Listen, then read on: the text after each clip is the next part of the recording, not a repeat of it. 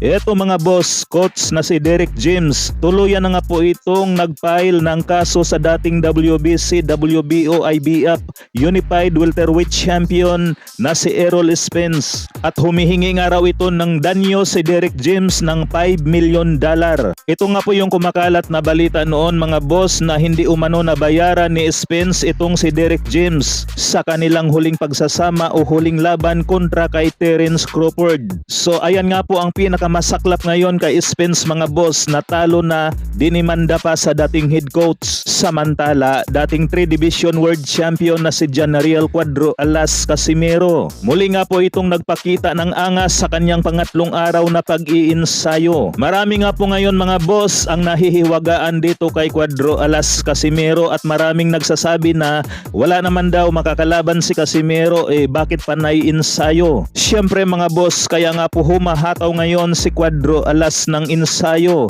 dahil may paparating na laban. Promoter lang kasi ang pwedeng mag-announce sa laban ni Cuadro Alas mga boss.